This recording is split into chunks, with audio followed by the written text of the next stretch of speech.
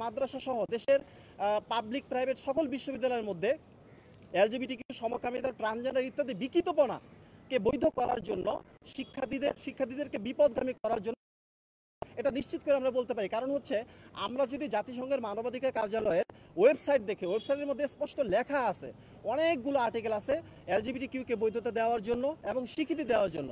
এক কথায় যদি বলি যে জাতিসংঘের মানবাধিকার কার্যালয়ের অন্যতম একটা এজেন্ডা হচ্ছে এম্পাওয়ারিং এলজিবিটিকিউ বা সমকামিতাকে স্বীকৃতি দেওয়া এবং এটাকে ক্ষমতায়ন করে সমাজে প্রতিষ্ঠিত। আমরা কিন্তু আমাদের বা আমরা যদি বলি ধর্ম হচ্ছে ইসলাম, অধিকাংশ মানুষ মুসলমান বা অন্যান্য ধর্মাবলম্বীদের মধ্যেও এই সমকামিতা বা এলজিবিটি কিন্তু নিষিদ্ধ। এটার সাথে কোনোভাবে সিলেবাসের মধ্যে এবং আমাদের সমাজের মধ্যে এটা ঢুকানোর চেষ্টা করবে। এর ফলে আমাদের কি হবে? এর ফলে আমাদের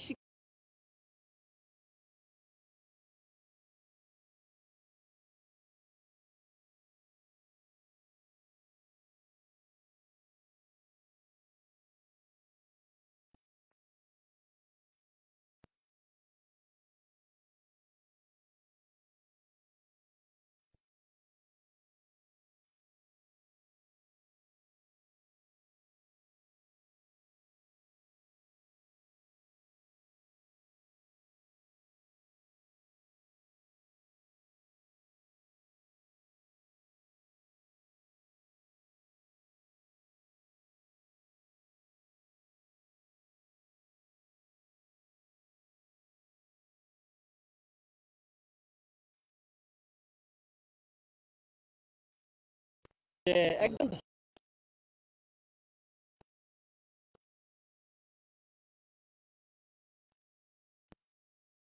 ক্যাপিটাল পানিশমেন্ট অর্থাৎ মানে আপনার মৃত্যুদণ্ডের বিরুদ্ধে। তো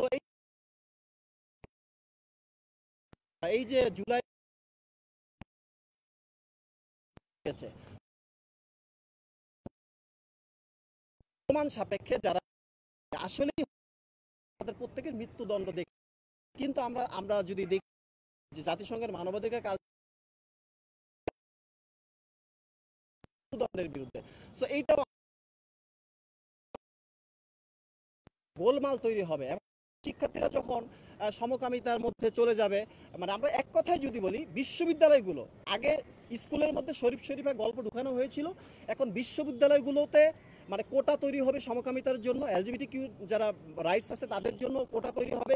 এমনকি মসজিদের ইমাম কোটা থাকবে, তারা হবে সমকামী ইমাম। তো এটা কোনোভাবে হইতে পারে না। একই সাথে চাকরি পরীক্ষা আমরা দিব, সেখানে দেখবো আবার কোটা কথা চলে আসছে, সমকামী কোটা, এলজিবিটি কিউ কোটা চলে আসবে। জাতিসংঘের মানবাধিকার কার্যালয়ের মাধ্যমে দেশে একটা অস্থির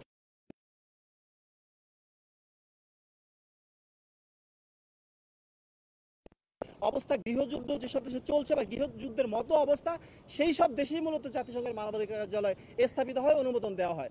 সো বাংলাদেশে মানে বাংলাদেশে জাতিসংঘের মানবাধিকার দেয়া কিসের ভিত্তিতে, লাভটা কি আমাদের? এখানে তো দেশ না, এখানে বিদেশিদের ইন্টারেস্ট এবং যারা এই যে সমাজকে কলুষিত করতে চায়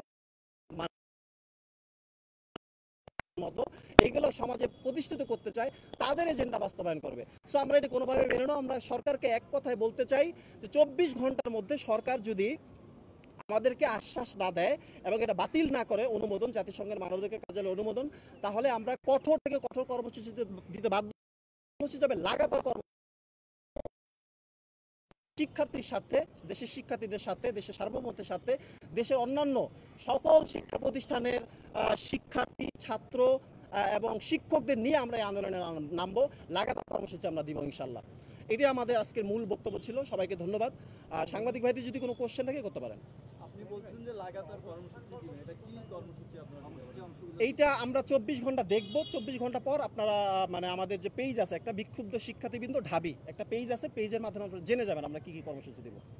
24 ঘন্টা পরে এইটা প্রতিবাদ আসবে, বিক্ষোভ সমাবেশ আসবে, অনেক কিছুই আসবে। এটা আমরা আসলে মানে পরিবেশ পরিস্থিতি বলে দিবে আমরা কি কি কর্মসূচি গ্রহণ করব। না না, লাল কার্ড প্রদর্শন করার পরে দেখেন আমাদের সাথে কেউ যোগাযোগ করে নাই। বলতে গেলে তারা এটাকে বৃদ্ধাঙ্গুলি দেখিয়েছে, যেগুলো আমরা পাত্তা দেই না। এই ধরনের একটা মনোভাব সরকারের পক্ষ থেকে আমরা দেখতে পেয়েছি।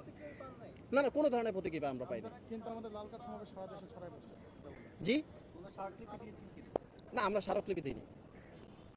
আমরা এই যে স্মারকলিপি দেওয়ার একটা ইচ্ছা আছে, বাট এখন আমরা দেই নাই। বাট স্মারকলিপি না দিলেও সরকার জানে এখানে যেটা মুভমেন্ট হচ্ছে, এটার বিরোধিতা হচ্ছে, এটা সরকার জানে।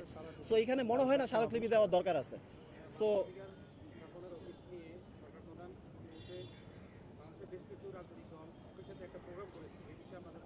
দেখেন, আমাদের এই প্ল্যাটফর্মটা এটা অরাজনৈতিক প্ল্যাটফর্ম, আমাদের কোনো রাজনৈতিক এজেন্ডা নাই। সো যাদের রাজনৈতিক এজেন্ডা আছে তারা অনেক কিছুই করতে পারে, বলতে পারে। সো আমরা এটা তাদের সাথে একমত না। যারা এটাকে ধন্যবাদ জানিয়েছে অথবা স্বীকৃতি দিয়েছে, আমরা তাদের সাথে একমত না। আমরা মানে এটা কারো কথা শুনবো না, বাদ দিতে হবে, বাতিল করতে হবে।